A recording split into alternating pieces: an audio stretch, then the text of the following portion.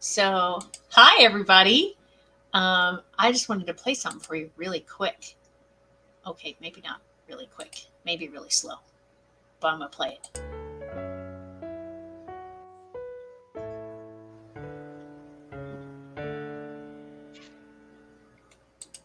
That's the intro music now to hashtag no limits. Oh, cool. Yeah, I forgot that I'm supposed to be adding it to the beginning of my episodes because my daughter has been going behind me and adding it to all of the episodes that I'm putting out as an actual podcast now. But if I would Okay. remember to add it to the future podcasts, which are current live streams, she wouldn't have to keep doing all that work. So, Got hi it. everybody. How are Hello, ya? hello. Hi Fran, how are ya? I'm I was gonna say fabulous, but I don't think that would be spot on. So I am plugging along. How's that? Plugging along. Okay, that How sounds about good. you? Plugging along. I'm great. I am great. Good. I went to the gym earlier and I got lost in what I was doing and exercised for much longer than I normally would. So, Uh-huh. yeah, I'm feeling energized. I'm feeling alive and good, and so this will be an interesting show today. Yay. I like interesting. I do too because, I mean, normal is boring, and I don't want to be bored. Okay. That's fair enough. Bored makes me tired. Bored is bored is boring. It is. I agree. So today, for anyone who is joining us for the first time, I guess we should introduce ourselves. What do you think? Okay. Go And ahead. we haven't been on in a while. So No, for because some, we've been world travelers.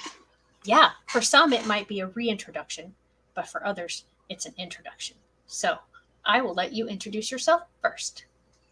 Oh, you would do that. Okay. I'm Fran, and I'm a mom to a couple of kiddos who happen to have some unique special needs of their own.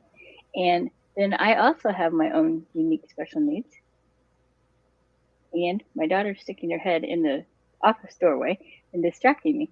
So, and I like to share how we're doing life. Okay, awesome. And you said a couple of kiddos, but let's clarify that they are adult age kiddos. Adult kiddos. Yes, because when I say kiddos, my head goes to little, small, under a certain age, and yours are not that. So yes, you have raised them to adulthood now. And I am Shelley Kino. I am a special education consultant. I'm a former special education teacher full time, a former paraprofessional, a former sub. Um, I wear a lot of special education hats. Mm-hmm. And so when we talk, I just talk about some of the perspectives from a teacher standpoint, a special education teacher standpoint. I also talk a lot about behaviors because I love behaviors and I like to talk about them and learn about them and investigate and figure out what the communication is behind the behavior. Yes, because all behavior is Communication. Yes. Yes. So it's always communicating something. So whether it's like right now, my behavior is communicating that I'm feeling high energy and I'm happy to be with you because we haven't been together in a long time. And that's what the smile on my face represents. And whether, on the flip side of that, if I was sitting here like this, the communication would be that maybe I don't have much energy or maybe I'm not happy. So mm-hmm. it doesn't matter what it is communicating something besides the action and the words necessarily that are being expressed in the moment. Right. Yeah. So earlier today, you and I were messaging trying to figure out what we were going to talk about. And you told me that you had some tasks that you had to do that you really didn't want to do.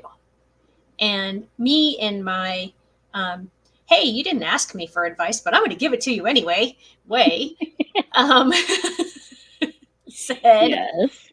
well, why don't you try this and see if that helps? And so you took my unsolicited advice, which And I was what? tried it to set a timer to a certain amount of time Mhm. and to work on the unfavorable task for that amount of time, and then I could stop. Yep. Good. And did it Very work? good. Could stop. Yes, it did work. In fact, the timer went off and I only had a bit more, so I chose to finish it rather than to set the task aside. Yeah. And for the majority of people that I know, um, and the science is behind it as well, that have ever used it, that is oftentimes what happens. It's that little bit of motivation that we need to just get going, because we know Mhm. we can stop when that timer or, whatever device we're using. If we say, okay, I'm gonna, if you're looking at a clock and you say it's 1 o'clock, it's 1:12, and I'm gonna stop at 1:02 or 10 after 1. However you look at it, as long as you just say that's my stopping point, then you don't look at it as this overwhelming, oh, I'm going to be working on this forever kind of thing. Mhm. And I use it, I'm looking around for my visual timer. I use it when I work with some students occasionally, so it's probably in my tutoring bag. Um, but it actually has where you can see the timer, like there's a red spot, and that spot gets smaller and smaller and smaller as the Okay. time is going down. Like a wedge. Yep, exactly. So, Oh, yeah. And I've used it many times because we all have things we don't want to do.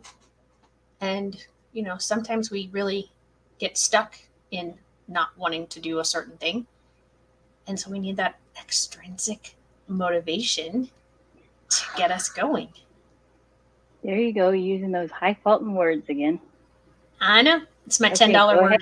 Go ahead and define it for us. So, extrinsic means an outward motivation versus intrinsic, which means you can motivate yourself to do it. So whether the extrinsic is a person, an object, a reward at the end, whatever it is, anything that doesn't come from within. Okey-doke.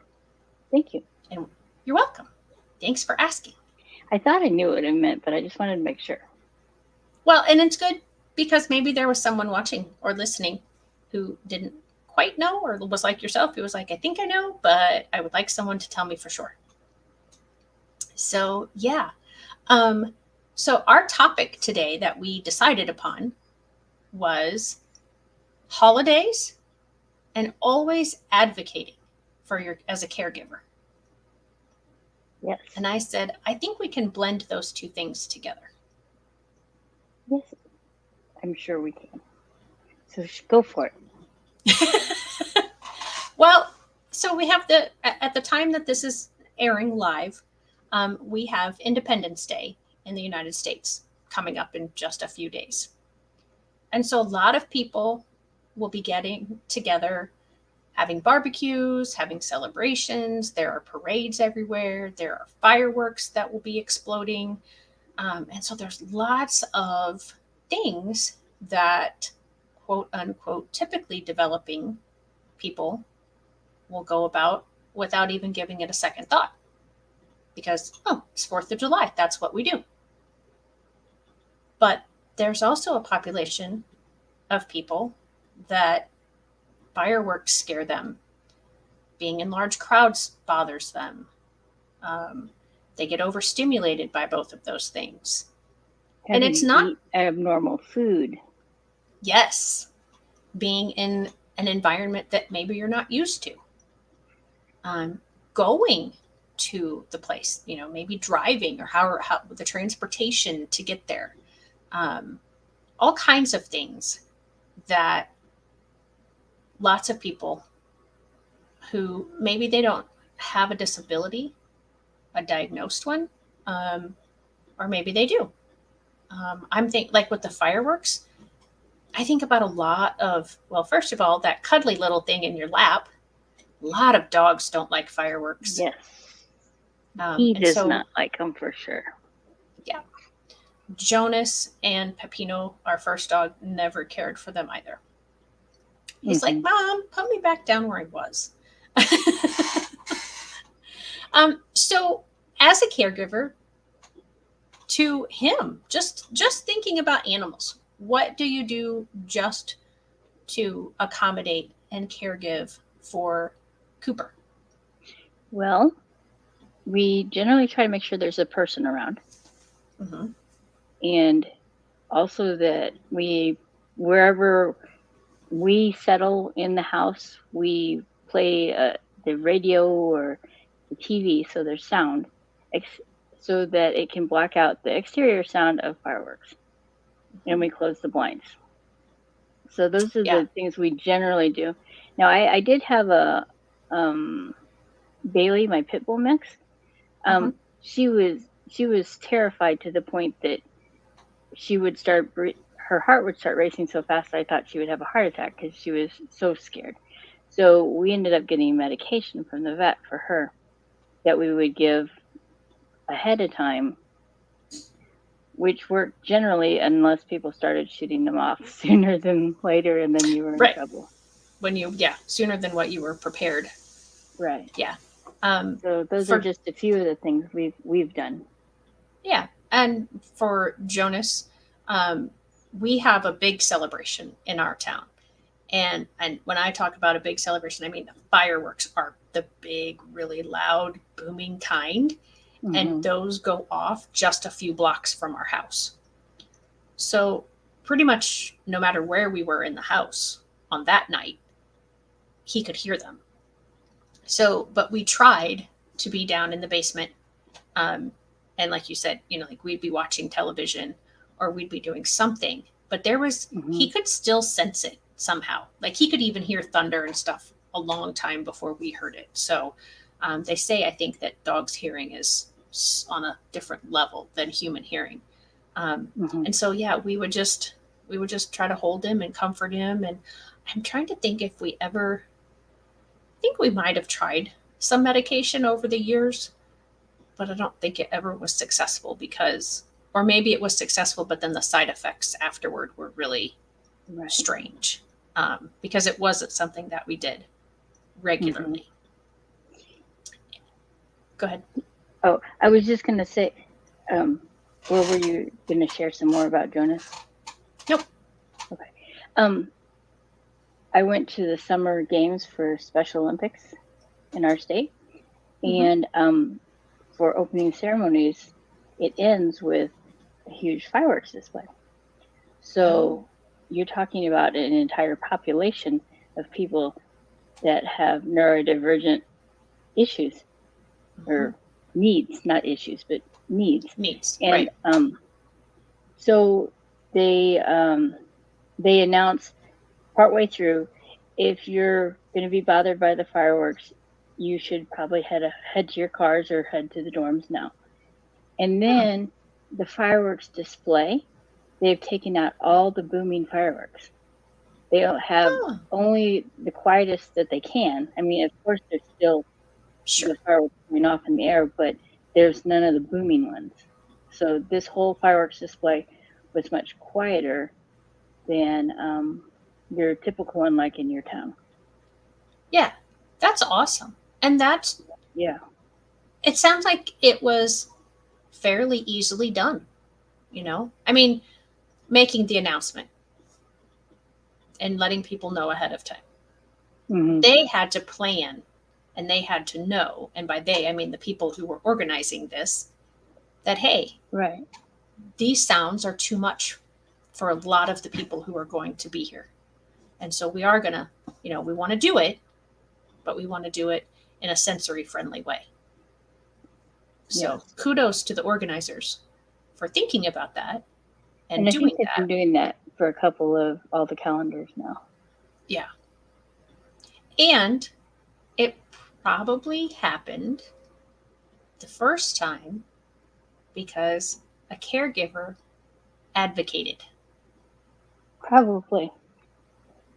and said, hey, is there some way that we can do this differently? Mm-hmm. And everybody still gets to enjoy the fireworks. And especially those who want to enjoy the fireworks, they got to enjoy them. Right.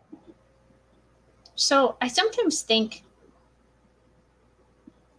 it's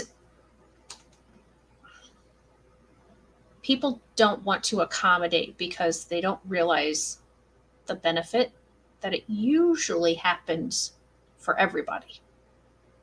And that it doesn't mean that it's going to be that there's going to be so much negative attached to it. Mm-hmm. Yep. So so prepping for the holiday was kind of my thoughts, and your thoughts was the caregiver advocating all the time. So when I talked about all the events that surround this summer holiday here in the US, what sort of ideas or thoughts go through your mind as far as what you have to do for yourself and for your kids? You mean personally? Mm-hmm. Well, my daughter doesn't like fireworks. So she's the one that generally volunteers to hang out with Mr. Cooper, because then they can not like them together and be safe together and be safe Right. together. And then I need to make sure that my son has plans and that they're safe plans and that they're plans that I agree with, and that he's going to be hydrated and he's going to all of those kind of things. And then I need to make sure for myself that I have the food that I can eat since I have diet restrictions, and make sure that I've scheduled in enough time for me to get from event to event, and plan on parking, and will I be able to get my wheelchair out easily, or will it be hard to get in and out? Will I be able to do so? I have a lot of those kind of things that I have to think and advocate for myself. Yeah. Is that what you were asking me? Yep, exactly. And, you know, if I'm going to go to a gathering for the holiday, you know, my prep work is, and I'm sure that what I'm about to say is also part of your prep work, but you have all these other things on top of this prep work. What am I going to wear? What time do I need to leave to get there on time? If I've agreed to bring a side dish or something to, you know, contribute, I have to prepare that. But I'm not thinking about parking in the sense of I have to make sure I have enough space to get my wheelchair out. And I have to add the extra amount of travel time in order to get my wheelchair in the van, get to there, get it out of the van, and then go to wherever the actual event is being held. And it's on a parade route, so I have to, where I normally park, I can't even park. I have to park further away. Ah, yeah. And figuring all of that stuff out. And while I think the United States and places around the country are doing a much better job of having accessible options, I still think that there are so many people who, and they're not malicious about it, they just don't think about it because it's not part of their world. You know, like parking right up next to a vehicle that has a handicap symbol on the license plate or hanging in the window. People don't think about the fact that your chair, you know, like for yourself, if you have your chair that you don't have in the back of the van, or you have your walker, you know, sometimes that goes in the side, but some people have the side entrance or exit for their chair to come out or in. Just the door, front door, side door, whatever, being able to be open all the way. Oh shoot. Sorry, just had a spill. I don't think it's on any papers that are going to get damaged. And unfortunately, it wasn't a water spill. It was a soda spill, which is very unusual for me to even have my soda open. But that's what happens when you talk with your hands. Sometimes things go flying and get knocked over. But sometimes you have to, you need to open your door all the way where maybe I can open it a smaller amount and kind of squeeze my way in if I would need to. I actually had that happen at the farmer's market the other day. Oh, yeah?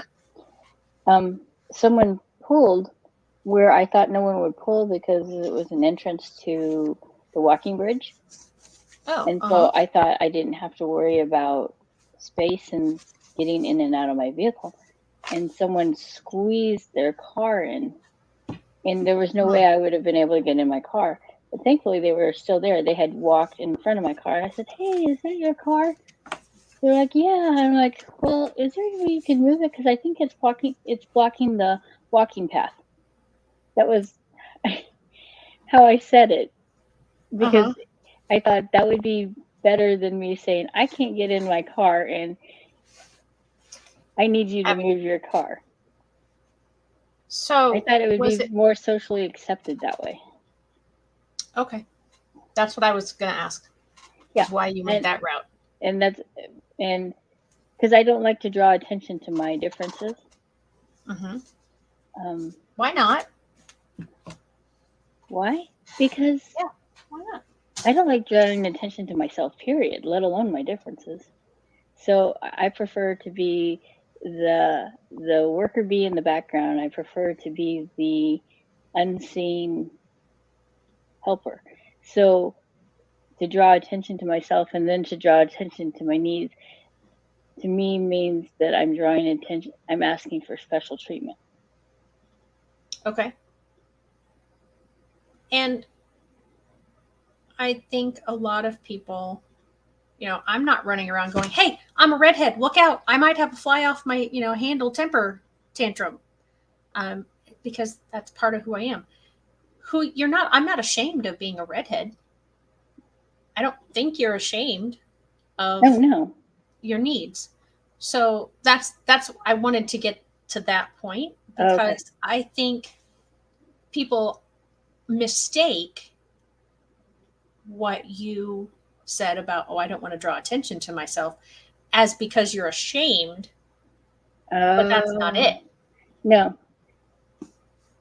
But and I don't mean just you personally. I mean anybody who doesn't want to draw attention to themselves.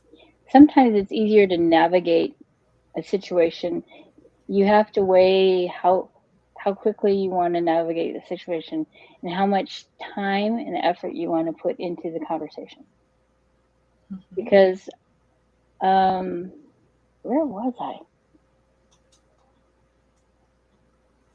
But somebody, I have no clue where I was, but it came up about my stroke, and they connected in some form or fashion because, and they wanted to know more, and I was like, okay. So I was willing to talk about them, because it's not that if my story can encourage somebody or help somebody better facilitate a situation, then I'm all for sharing it. It's just I don't willy-nilly throw it out there just for attention. Right. And the other, I don't know if it's the other side of that coin, but so often I hear people who aren't going through something like what you're going through in life say, well, they just do it for attention, like yourself, because oftentimes there is a misnomer of, if you're in a wheelchair, you're always in a wheelchair. And you can never walk. And so if you used your wheelchair and you put it in the van and then you walked from the back of the van to the driver's side, there's also that quote unquote, I don't know what to say. The person who who has all their abilities, the way that we typically think of having abilities, faculties, could very possibly and often will look at someone in your situation and go, oh, so you can really walk. You don't really need this handicap spot or that sticker or that whatever. You're just doing it for attention. Mm-hmm. Right. And I think there's some of that happens in the kinds of situations that you were talking about. And I think that's human nature. So I think giving the benefit of the doubt is so hard for us as humans to do. Uh-huh. We so often want to think the worst instead of thinking, seeing any alternative. Right. Yeah. And I think, unfortunately, that our movies and our television and social media have developed that because, right. And the news, honestly, I mean, if you really sit and think about it, they are not out there reporting on all the great things that are happening. They report on the stuff that draws people's attention and piques their interest. And for whatever bizarre reason, that's the negative things.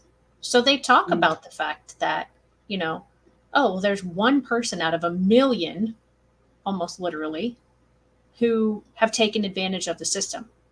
And so now everybody's like, well, they're all taking advantage of the system, whatever category that fell into. And so we become very jaded towards categories. And my experiences have been usually the people that I interact with are not taking advantage of the situation. Mm-hmm. I think, yeah. Well, like it even goes to, the handicap parking placards. Mm-hmm. Some people have them and it's a hidden need. Mm-hmm. And there's no reason for that person to even have to explain it, but someone will stop them and say, hey, you shouldn't be doing da da da da da. And it's like I used to have one for my son for a need that he had. And I'd have people tell me, you can't park there. But I don't have people telling me that now because I use a wheelchair or a walker. Mm-hmm. Because we go upon appearances and we prejudge a situation according to our expectations. Yep. And there's even more to it than that. Besides our expectations, we have subconscious biases. We have fears. We have, like I said, the media, the news, which I guess maybe that lends into expectations. Well, I expect that if you can walk any distance at all, you don't need a handicap sticker. Mm-hmm. Or if you can control behaviors for any length of time, you can control them always.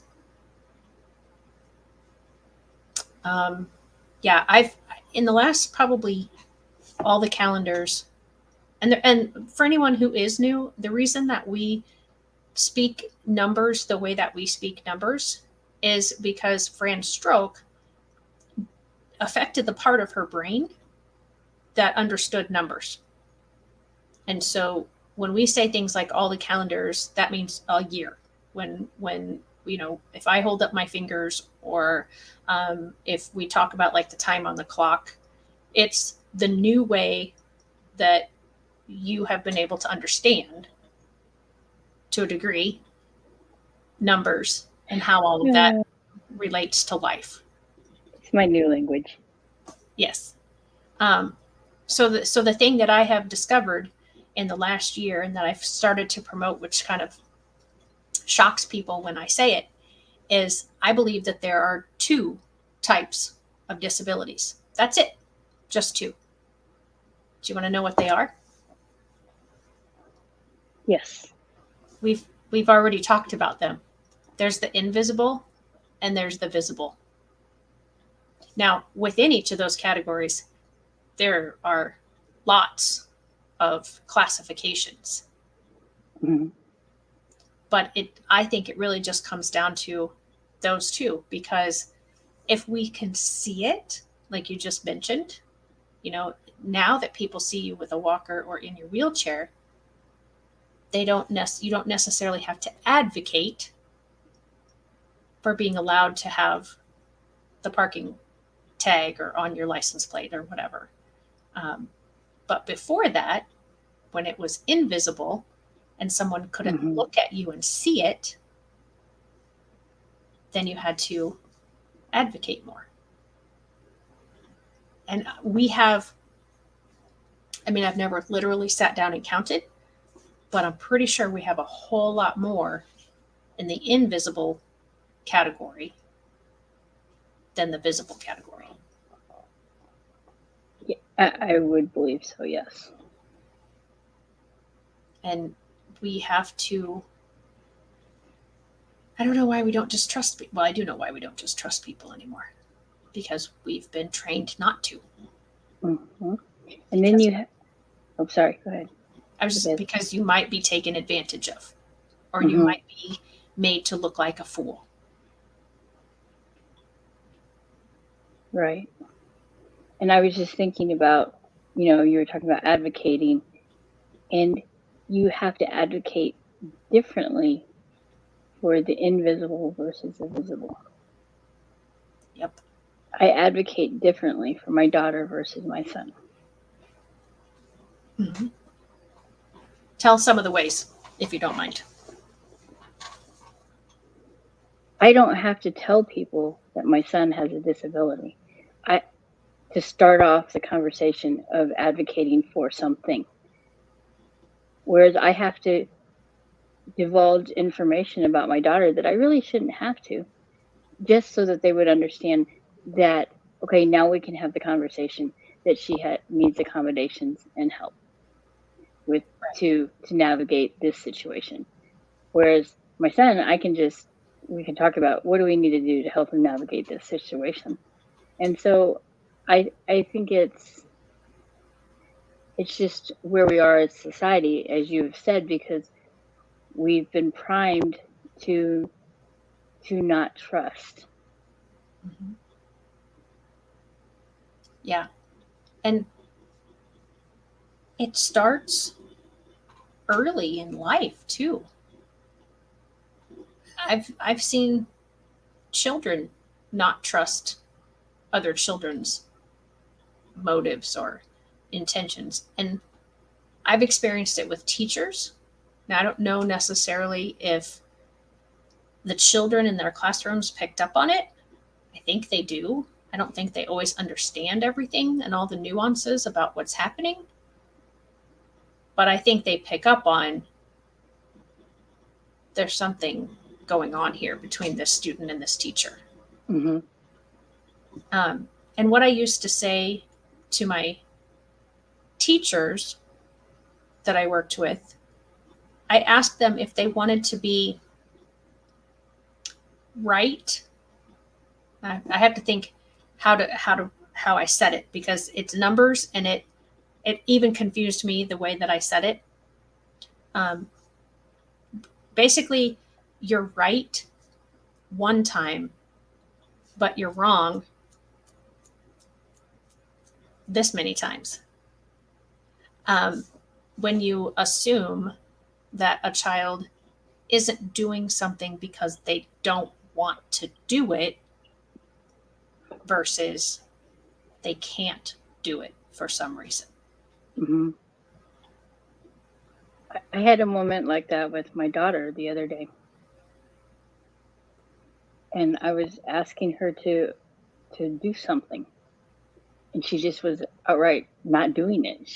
First she was dilly-dallying, she was doing a craft, then she was doing this, and it just prolonged, and I got so frustrated because I thought, this is a simple task. She should be able to do this. And then I came to the realization, I said, do you know how to do? And she goes, well, I'm not really sure. Do you want me to walk you through it? Yes. And then she did it. Mm-hmm. But in the meantime, I had the assumption that she could do it. And so I thought she was being defiant. I thought she was acting out. I thought she was being lazy. Those were all the things that were going through my head when she wasn't accomplishing the task which I had asked her to do. Right. And many times, I mean, you may have asked her to do this exact same task before, and she was able to carry it out without having any concerns, or something very similar that your mind thought she would be able to transfer the skill from the other thing to this thing. And for whatever reason, that day and that time, it wasn't happening for her. And so kudos to both of you for you recognizing, oh, I'm going to ask her if she knows how to do this. And for her to admit, well, no, not really. I don't. Thanks.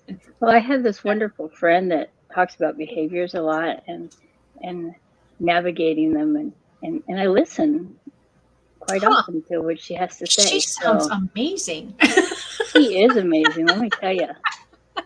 I'm going to try not to break my arm patting myself on the back.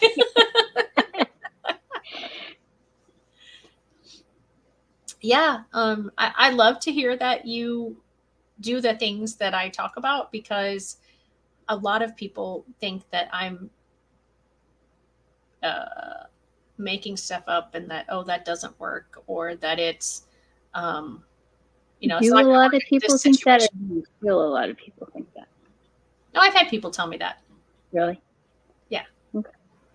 In comment threads, in face-to-face conversations, in evaluations from presentations that I've given. And I know that these things have worked for me, and I've seen them work for many other people, in the school setting for sure. But, so I'm glad to hear that, people can take it and translate it into their home lives. And it actually really, truly does work, because, I mean, I don't doubt that it does, but some people do. So I'm just happy to hear that, like a lot of things people just say, oh, that'll work for a kid, but that won't work for an adult. Mm-hmm. It works for both. Sorry that I disturbed you, Mr. Cooper. I know. He's like, oh, he's a little indignant right now. How dare you move? I was quite comfortable there. So is it, I imagine that it would be tiring advocating all the time as a caregiver. Yes.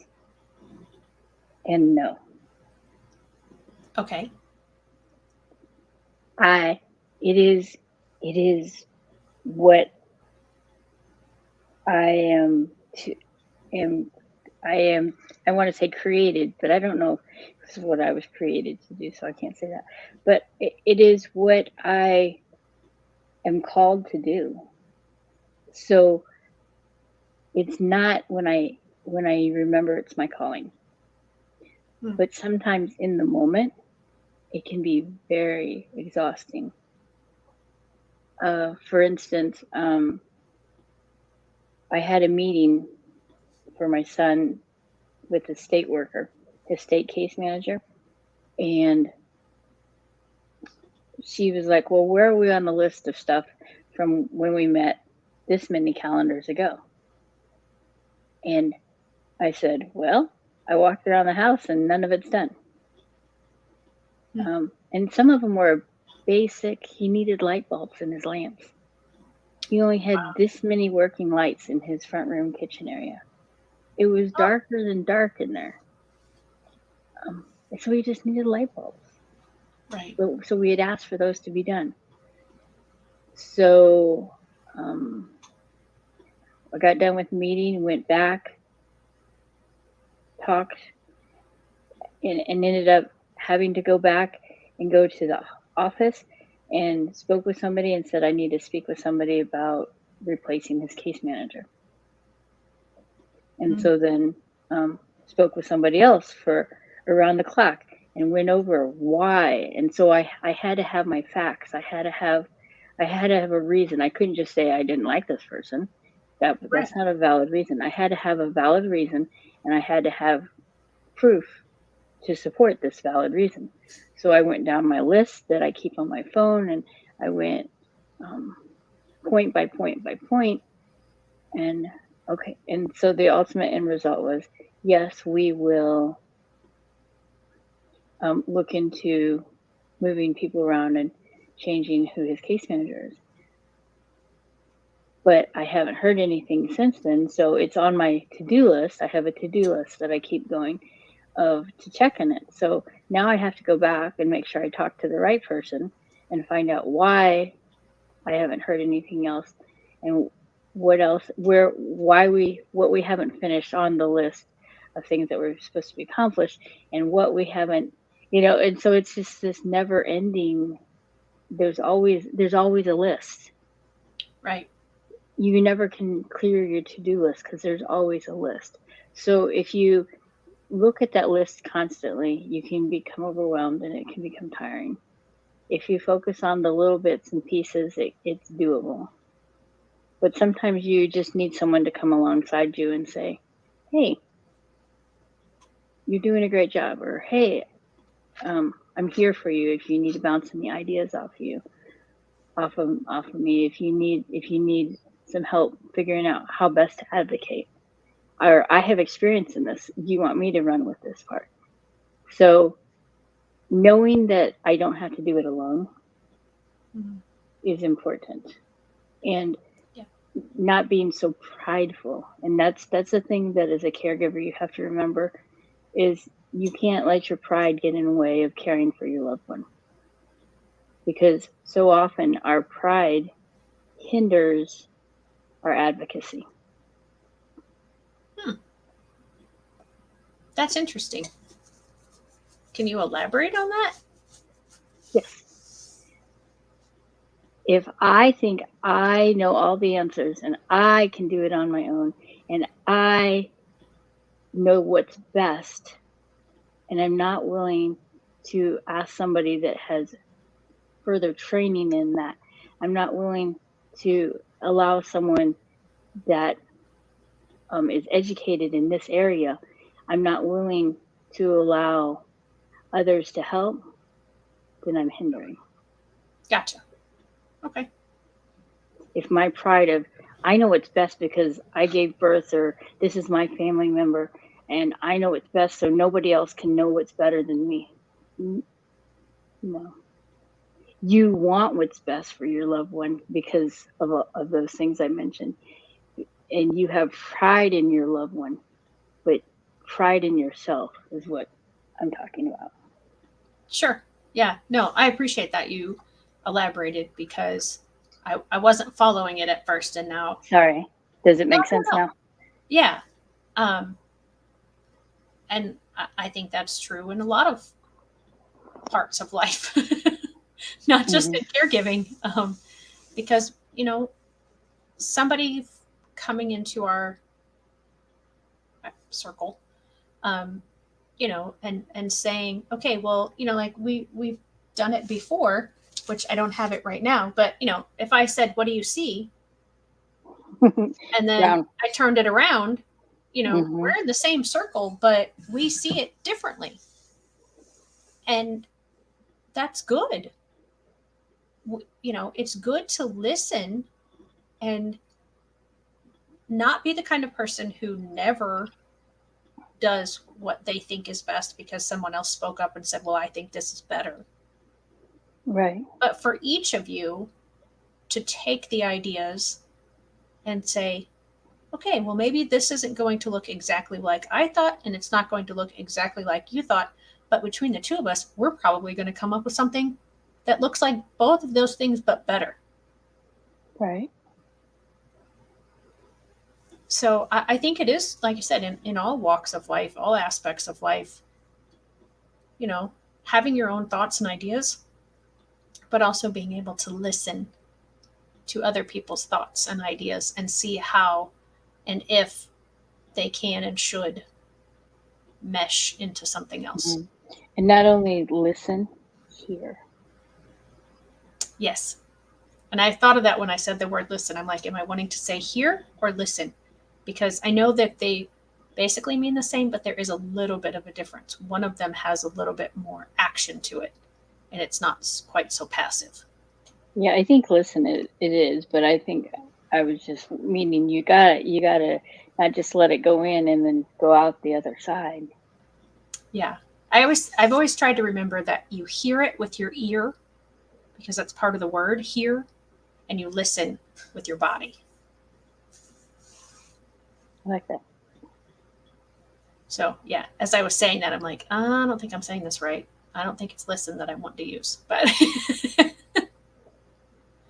so yeah. And that's another part of being collaborative is, hey, I just made that mistake. I used the wrong word. That's not really what I wanted to say, or that's not how I wanted to say it. And just acknowledging that we're not perfect, and that's okay.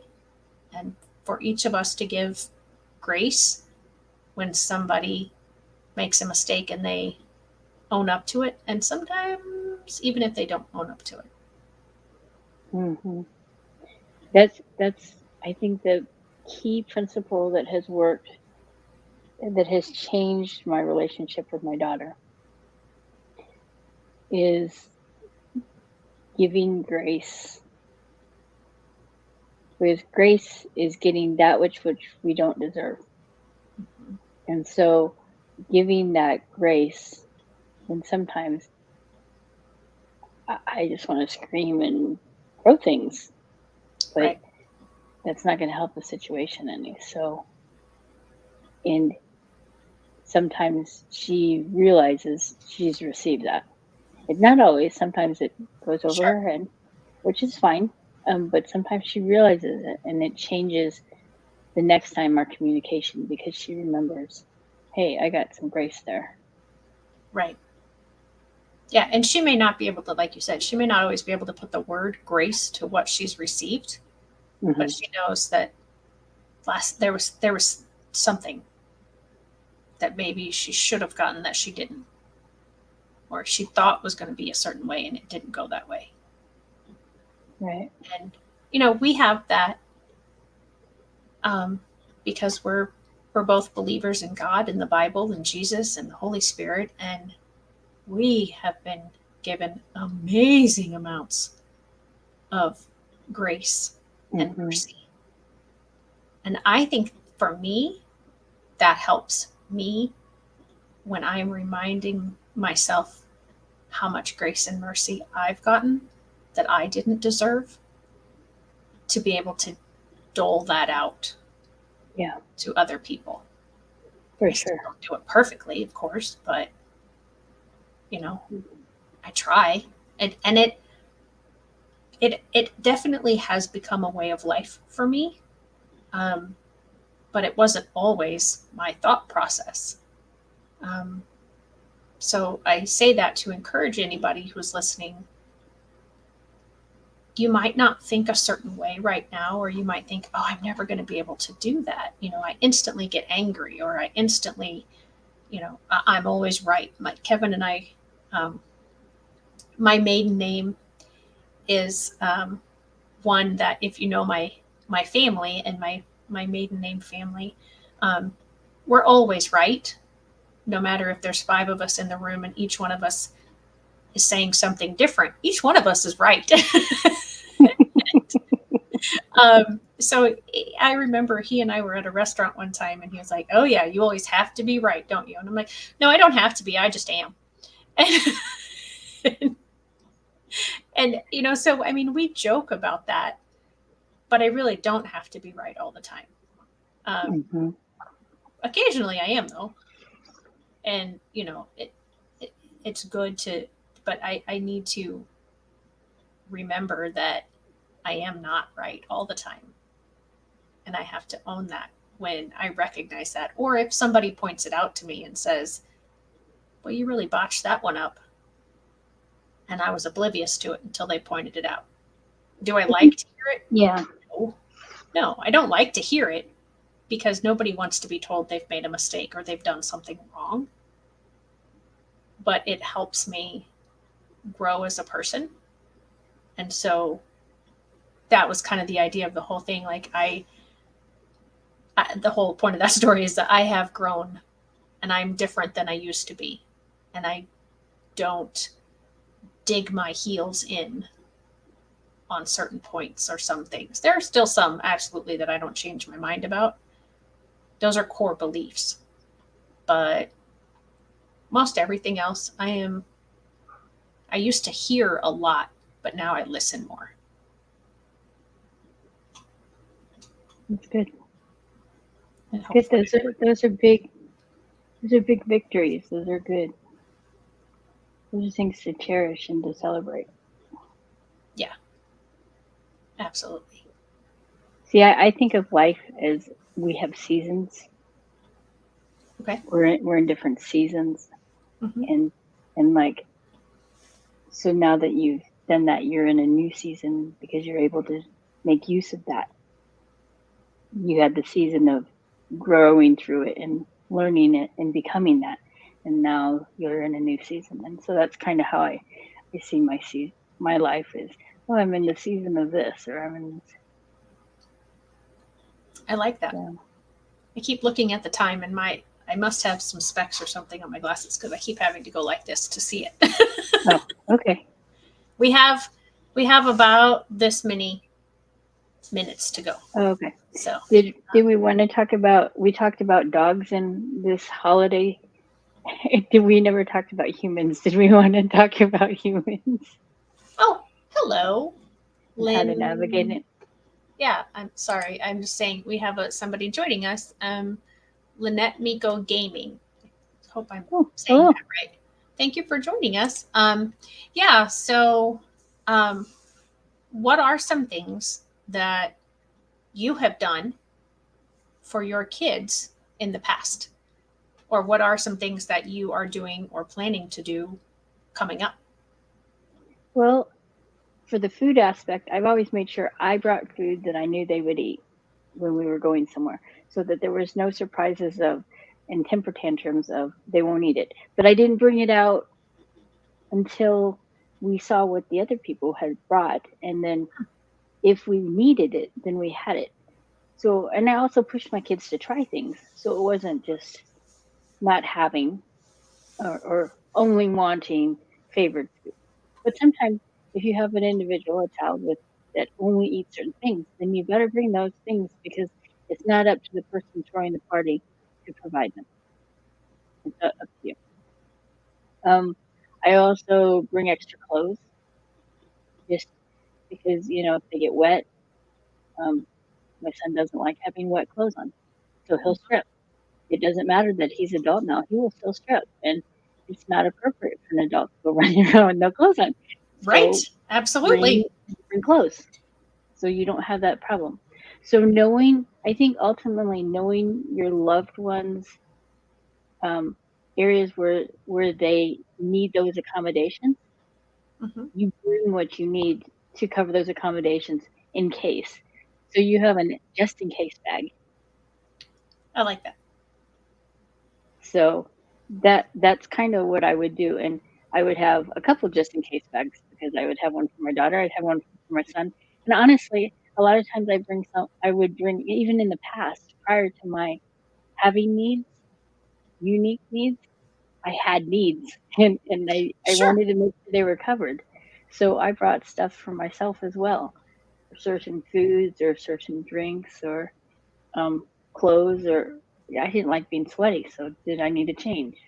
That kind of thing. So Yeah. just having the just in case bag and having the just in case plan.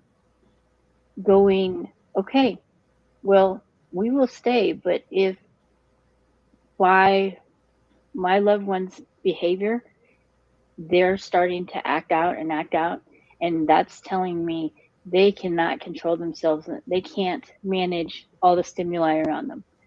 I need to help them by removing them from that stimuli. So we may have to leave early. So I will tell the host, we may be leaving early. I may not be able to tell you I am going to leave early, but don't think I'm offended. Don't think I'm upset. It's just we might need to go. And prepping the host ahead of time, also prepping my loved ones. If you're really having a rough go of it, you need to come tell mommy. If mommy sees it, you're having a rough go of it, we're going to go. So please be prepared for that. So those are kind of some of the things I've done in the past. Those were the just in case plan, the just in case bag kind of. Yeah, I like that.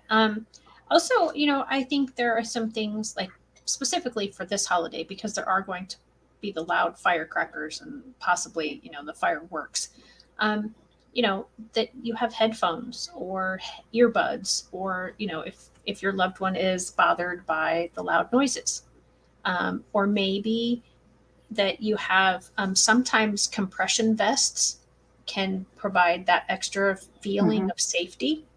So, if that's something that your loved one might need, making sure that you know where the bathrooms are at the venue that you're going to, or that you find out as quickly as possible so that you know.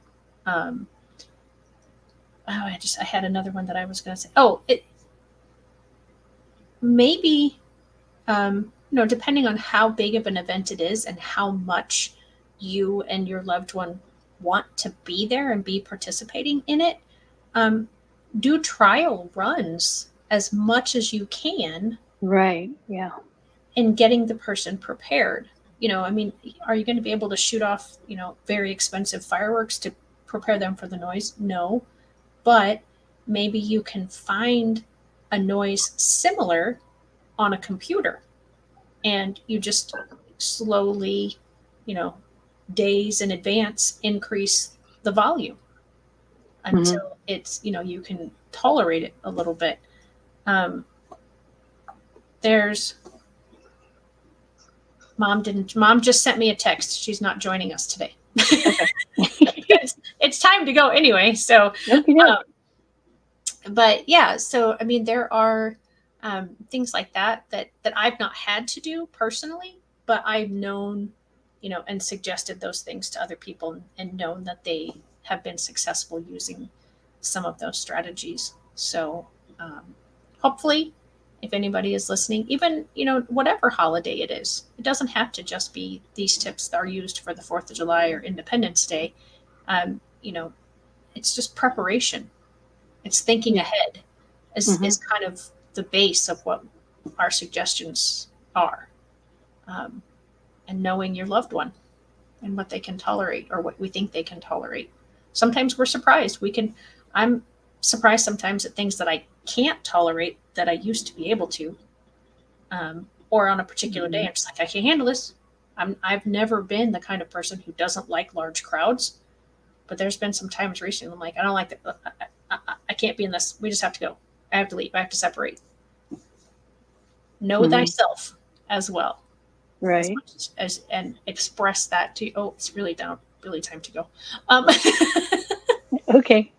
Any final thoughts? Any final words? Remember through all of this that you're never alone.